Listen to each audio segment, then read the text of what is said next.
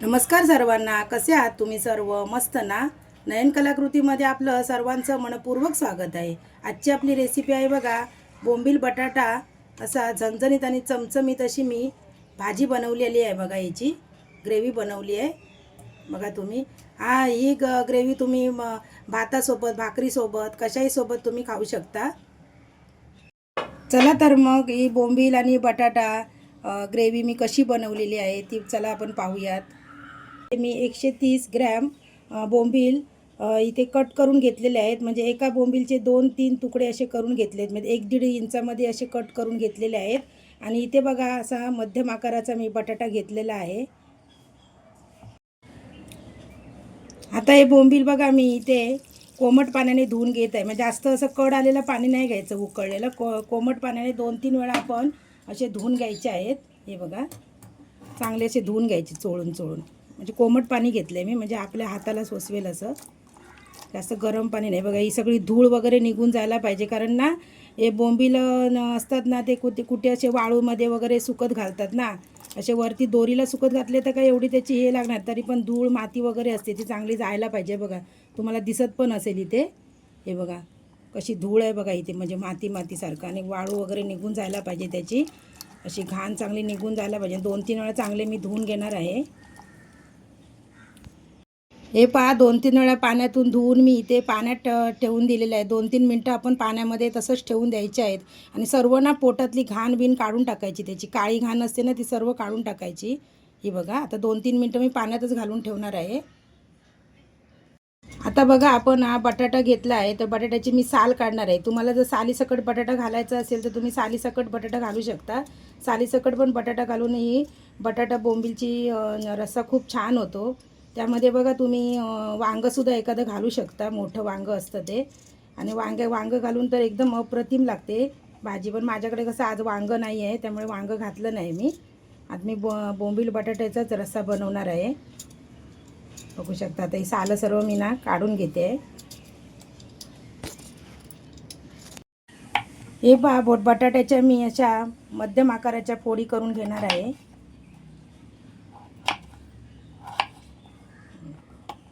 तुम्हाला जर बटाटा अजून वाढवायचा असेल त्यामध्ये तर तुम्ही अजून एखादा बटाटा छोटासा घालू शकता, पण मी इथे मध्यम आकाराचा एवढासा बटाटा घेतलेला आहे. बघा गॅसवरती मी कढई ठेवलेली आहे. त्या कढईमध्ये मी इथे 2 ते 2.5 पळी मी तेल टाकणार आहे. कारण काय मी तेलामध्ये ना हे सर्व फ्राय करून घेणार आहे, त्यासाठी मी अगोदरच थोडंसं तेल जरा जास्त टाकते.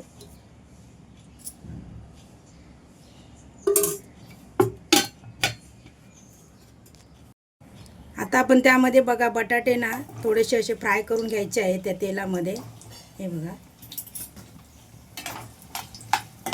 बटाटे फ्राय केल्यामुळे काय होतं, आपली ना बोंबील बटाट्याची जी रस्स्याची चव आहे ना एकदम अप्रतिम होते, छान लागतं एकदम. तुम्ही करून बघा माझ्या पद्धतीने एकदा. मी तुम्हाला असं वेगळ्या पद्धतीने थोडं दाखवत आहे बोंबील बटाटा रस्सा. चांगले असे परतून घ्यायचे आहे बघा व्यवस्थित तेलामध्ये.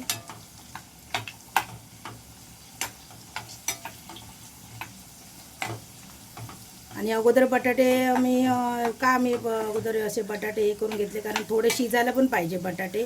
त्यामुळे कसं बटाटा तो जर शिजला ना आतमध्ये तर आपली भाजी अजून छान होते. आणि तेलामध्ये टाकल्यामुळे त्याची चव पण अप्रतिम अशी होते.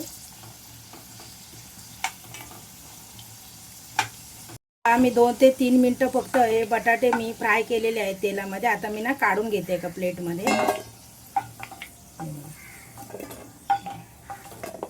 आता बघा हे बोंबील मी पाण्यातून काढून थोडे नितळून घेतलेले आहेत, ते पण मी असे फ्राय करते आहे. त्या तेलामध्ये मी फ्राय करते.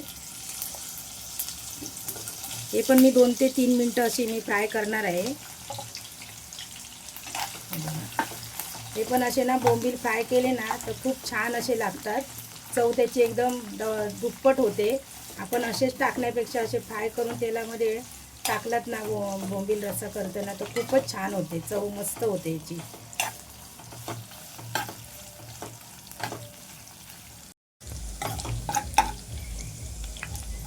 हे बघा आता मी बोंबिले काढून घेते आहे. हे बघा फ्राय केलेले.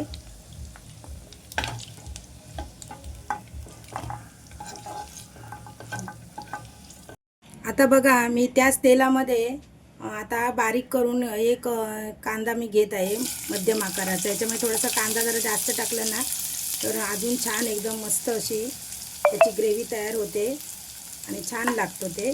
परत इथे बघा मी एक कट केलेली हिरवी मिरची पण टाकत आहे. हे बघा, हिरव्या मिरचीने पण आपल्या ना रस्स्याला, बोंबील बटाटा रस्स्याला खूप छान अशी चव येते. आपण चांगलं असं तेलामध्ये फ्राय करून घ्यायचं आहे. ते तेल मी मगाशी टाकलेलं ना तेच तेल आहे. लागलं तर आपण परत टाकू शकतो, पण मी अगोदरच घेतलेलं ना तेल जास्त, त्यामुळे तेल त्याच्यामध्ये भरपूर आहे. बोंबीलचा रस्सा करते होई ना याच्यामध्ये तेलाचं प्रमाण थोडं जरा जास्त लागतं नेहमीचं आपण जे काही करतो त्याच्यापेक्षा. कांदा आपण चांगला असा त्यामध्ये फ्राय करून घ्यायचा आहे. जास्त पण असं लालसर नाही करायचा कांदा. हे बघा, थोडासा असा नरम करायचा आपण. हे पहा, इथे मी आलं आणि लसणीची पेस्ट खलबत्त्यामध्ये कुटून घेतलेली होती, ती मी 1 चमचा याच्यामध्ये टाकत आहे. हे बघा, ती पण आपण चांगली अशी त्याच्यामध्ये फ्राय करून घ्यायची आहे, म्हणजे त्याचं कच्चेपणा जाईपर्यंत. आणि गॅस आपण इथे ना स्लोच ठेवायचा आहे, कुठेही गॅस मोठा करायचा नाही. पण त्यामध्ये बघा टोमॅटो टाकायचा आहे. हे बघा, मध्यम आकाराचा मी टोमॅटो चिरून ठेवलेला आहे, तो त्यामध्ये टाकून घ्यायचा आहे. तोही असा थोडासा असा परतून घ्यायचा आहे त्यामध्ये.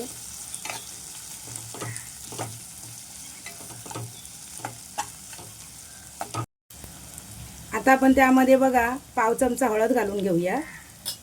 इथे बघा मी लाल मसाला, मालवणी मसाला वापर करते. तुमच्याजवळ जर घरचा मसाला असेल तर घरचा मसाला वापर करू शकता तुम्ही.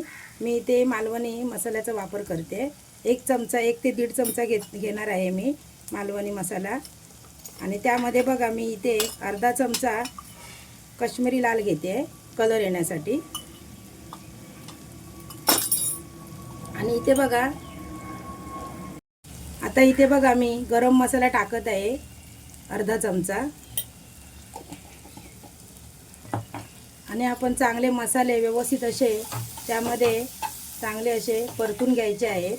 हे बघा, आणि कुठेही गॅस आपण इथे फास्ट केलेला नाही पहिल्यापासून, कारण कांदासुद्धा आपण एकदम जास्त असा लाल केलेला नाही आहे. आता आपण त्यामध्ये बघा हे मगाशी बोंबील आणि हे फ्राय करून ठेवलेले होते ते त्यामध्ये टाकूया.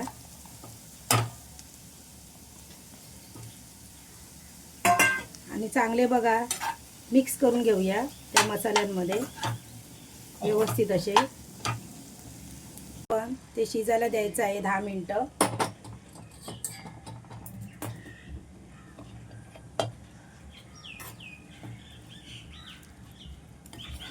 हे बघा, थोडंसं आपण त्यामध्ये बघा मीठ घालून घेऊया. आता चवीनुसार मीठ घालायचं आहे आपल्याला.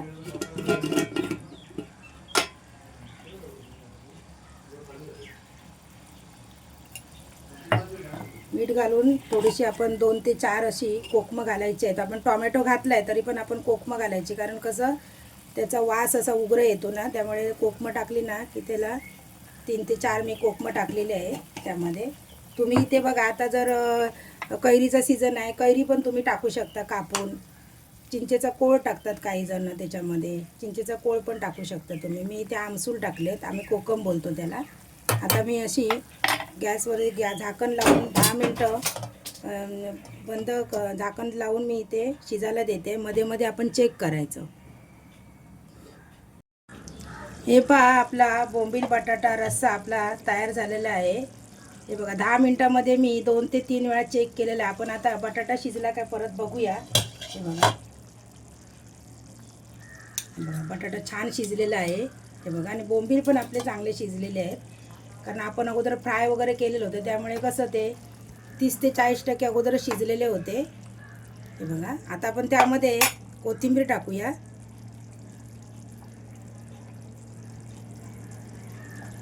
आणि आता आपण गॅस बंद करायचा आहे.